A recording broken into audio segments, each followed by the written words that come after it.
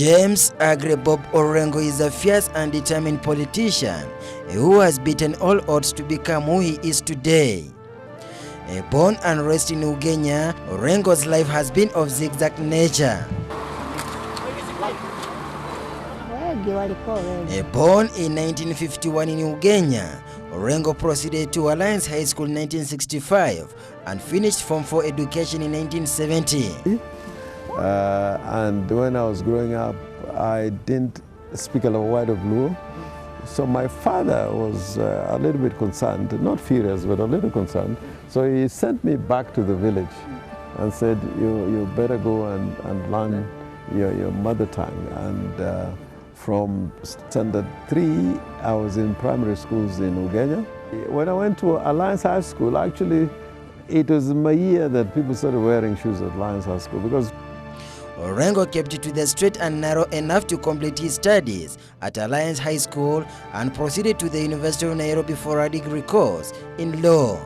James Orengo did not last the course and was expelled, eventually completing his law degree at the University of Dar es Salaam. And then he proceeded to Dar es Salaam to do law.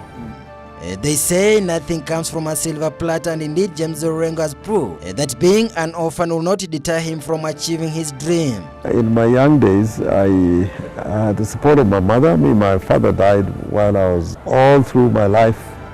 Thereafter, my mother was a pillar. And I think the saddest day in my life is when she died. Before being elected to parliament, James Orengo has been known as a political activist since his days as a student leader at the university. Following a by-election in Ugenya in 1980, James Orengo was elected under the KANU party, making him the youngest member of parliament in Kenya at the time, at the age of 29. When I was campaigning for parliament, I really didn't have anything to, to talk about. I didn't have a car, I didn't have a house, I was single. James Orengo has served as a member of parliament for about 20 years now. He is now serving his second term as a senator after serving as a lands minister.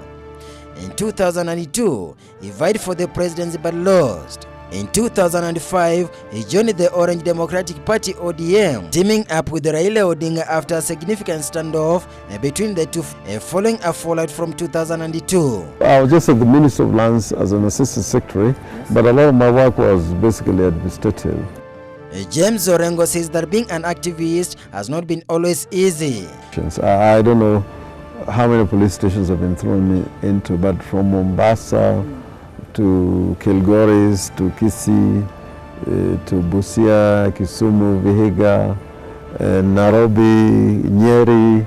I mean, all over the Republic where I went. An attempted coup against Tanzania's President Julius Nyerere in 1964 will come back to haunt James Orengo in the early 1980s. When I was arrested, when I was repatriated from Tanzania back to Kenya, together with the Ochukas and the hotels, I was locked up both in Kamiti and Naivasha maximum prisons. Orengo describes the journey from Namanga to Naivasha prison in a police lorry as a harrowing experience. And I can tell you, there are some of the stories that when you tell the people who have not undergone those experiences, it looked like fiction. And particularly for me in Naivasha, when I was thrown into cells, naked, and water powered into the cell, and you had to, stay there, locked in the cell. Aside from the private parts being squeezed with pliers. And of course, sometimes it would include beatings and the like. Countless are the times the brutal lawmaker has been tear-gassed, beaten and bruised by the law enforcement authorities. And I think when I came out of those experiences, particularly in my several months in Kamiti and Naivasha, I was strengthened in my resolve to fight for change, because it was not only during former President Moi's era. That was under Moi's government, yes. But even under the Kenyatta government also, and that was more as a student leader. Again, arrested several times, During the Kenyatta regime, I had to run across the border into Tanzania. For his fortitude and courage, particularly his physical presence at the troubled sports.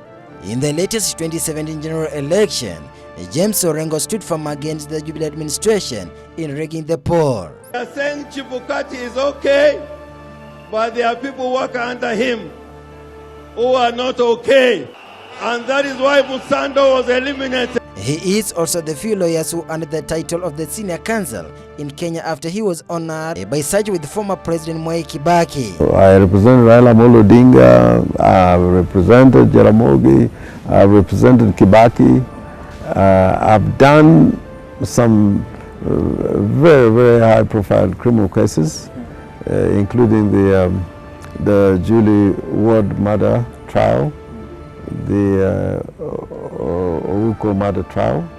On September 1st, 2017, he won a case at the Supreme Court that nullified the re-election of President Uhuru Kenyatta. Over the years, James Orengo has been tear-gassed and clobbered senseless in pro-people street riots. Away from the courtrooms and the political arena, James Orengo is a family married to Nairobi lawyer Betty Murungi. Betty Murungi is the sister to former human rights activist, lawyer and politician, the current governor of Meru County, Kiraitu Murungi. Their children include Bob, Michael, Zeni, Stephen, Josephine, and Lynette Orengo. For Beyond the Norm, I'm Jeff Khaemba.